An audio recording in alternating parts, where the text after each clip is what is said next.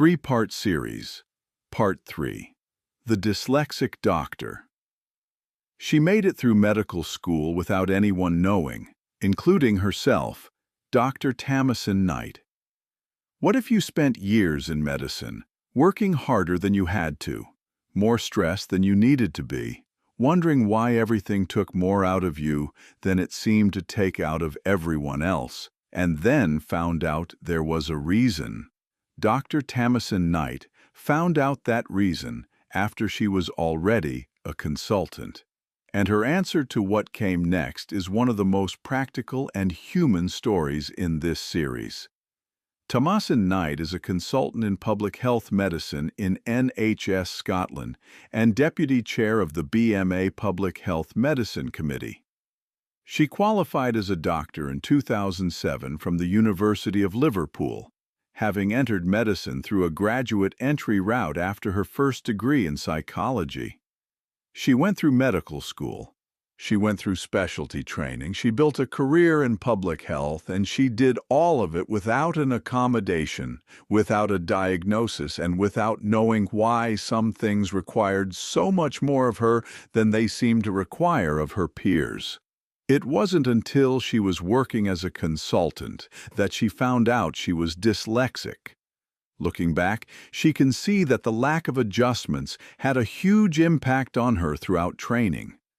Her evenings and weekends were dominated by additional studying and trying to keep up, with significant effects on her personal life and stress levels. That's not a small thing. That's years of carrying extra weight and not knowing why. Years of compensating through effort what others access through a different kind of ease. One of her biggest challenges was the public health-structured clinical examination assessment. As she has put it, the way that exam is designed could not be worse for people with dyslexia. And yet she passed it. She passed everything. She became a consultant. She became a deputy chair of a major committee. She wonders if more visibility around dyslexia in medicine could have prompted an earlier diagnosis. And she wishes she had known then what she knows now, that doctors are a diverse group, and some doctors are dyslexic.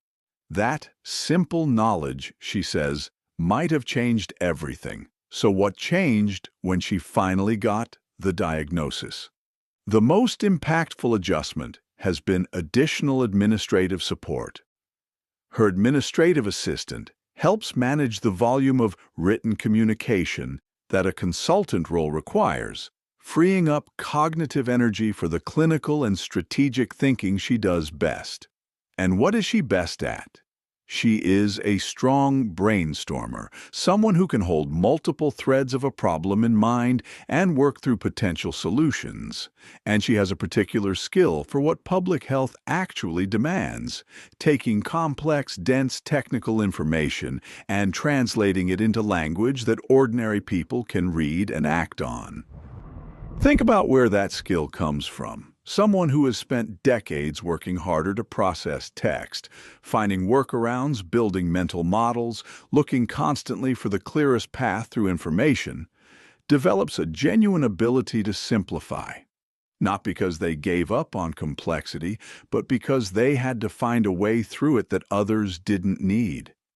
That is a professional skill, and in public health, where communication can be the difference between whether a community understands a risk or ignores it, that skill matters enormously. The full picture. Now take all 5 of these stories together. Beryl Benacerraf, whose visual brain saw what trained radiologists missed, and used it to build a field of genetic sonography that is still protecting pregnancies today. Marc Rowe, who pushed through a system designed for a brain he didn't have, became chief of pediatric surgery and changed how newborn intensive care works. Bushby, who was told backward and responded by graduating top of his university, earning a 3rd Dan Black Belt, leading organizations for 25 years and holding 3 honorary doctorates. John Rhodes, who scored a 1 on his MCAT reading, worked relentlessly to compensate, finally got a diagnosis at nearly 30, and became one of America's leading cardiologists and a pediatric heart specialist whose research has crossed international borders. And Tomasin Knight, who made it through medicine entirely without support, only to discover on the other side that there was a name for what she'd been carrying, and that she had been turning it into strength all along. These are not stories about overcoming disability by pretending it doesn't exist.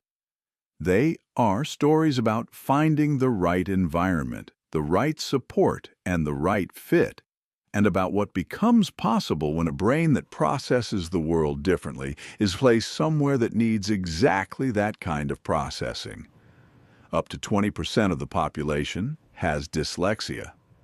That means a significant portion of every medical school class, every hospital staff, every research department carries this.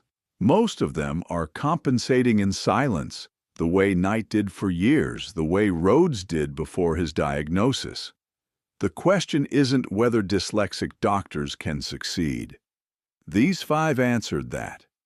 The question is how many more could succeed faster, more sustainably, and with less invisible cost, if the systems around them caught up. If these stories hit something for you, share this series with someone who needed to see it. Subscribe if you want more stories about people who found a way through a system that wasn't built for them. And drop a comment. Do you know someone in medicine, or trying to get there, whose story belongs in a series like this? Before you go, if any part of this story hit close to home, I want you to sit with that for a second. Because maybe this wasn't just about 5 doctors with dyslexia. Maybe this was about you, or someone you love, or a younger version of yourself who was handed a label instead of a ladder. If that resonates, I have something for you. It's free. It's called The Case of the Missing Potential, File 0. And it covers 5 signs that your potential was never actually missing. It was just misunderstood. The link is right in the description. Go grab it. It costs you nothing, and it might change how you see everything. Now, if this video meant something to you, here's how you can help this message reach the person who needs it most. Like this video. It tells the algorithm this story matters, and it gets it in front of more people who are still searching for permission to keep going. Subscribe and hit the bell. We're just getting started.